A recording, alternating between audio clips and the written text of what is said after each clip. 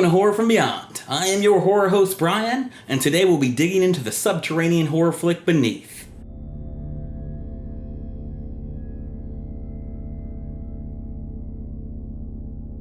Beneath tells the story of Samantha, an environmental lawyer who returns to her small town to celebrate her father's retirement after 30 years from the town's coal mine. During the event, she runs into her old flame Brandy and soon butts heads with her father and his crew. Desperate to prove her point, she agrees to accompany the miners underground for her father's last shift. Unfortunately for the group, a forgotten tunnel is stumbled upon, trapping the miners 600 feet below the surface and unleashing a terrible evil.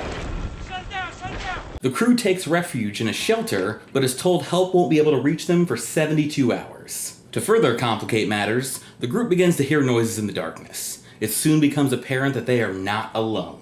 One by one, the miners are either picked off or succumb to an infectious madness. Will Samantha live to once again see the light of day, or is she as good as dead and buried?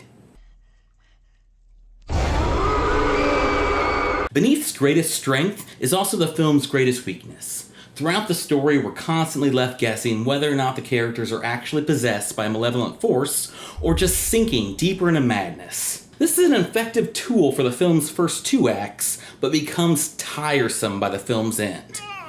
Is that okay?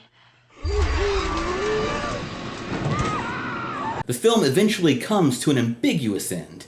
Some movies can get away with an ending that relies on the viewer to decide a story's conclusion, but with Beneath, it just feels like a cop-out. Another thing that bugs me about Beneath are the logic gaps throughout. I understand that being trapped underground is bound to make a person irrational, but honestly, it was hard to empathize with any of the decisions the characters make. A great example of this is when the crew finds out that it'll be 3 days before they're rescued, suddenly everyone begins to lose their damn mind about what to do. I mean, come on, guys. You're in a shelter with plenty of food and water.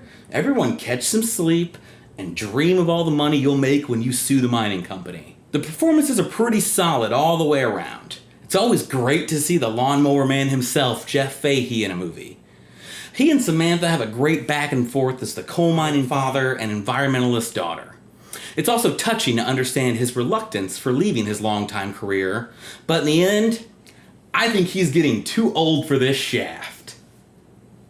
Cabin Fever's Joey Curtin plays Randy, Samantha's ex. I've been a fan of Kern's for years. In Beneath, Kern strays a bit from his common, egotistical douchebag characters and actually comes across as endearing. The only issue I had with his character is falling back on this common trope. You know, if Randy doesn't flunk out of night school, we all might be asking him in a few years. All right.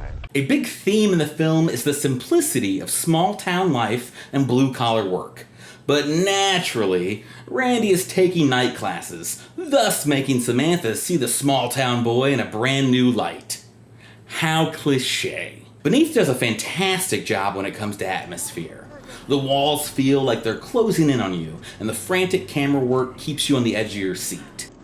The gore is few and far between in the film, but it does have its moments. The VFX are great overall, if not a bit minimalistic.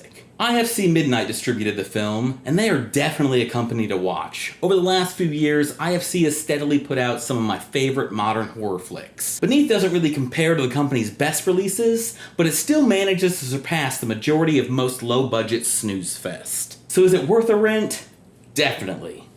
Do you need to add this to your horror collection? Not really. I'm a sucker for a good claustrophobia-filled underground horror movie, but unfortunately Beneath registers more like The Cave and less like The Descent. Well guys, that's all for today. I have been your horror host, Brian. Thank you so much for tuning in. If you like what we do here, why don't you hit that like and subscribe button below.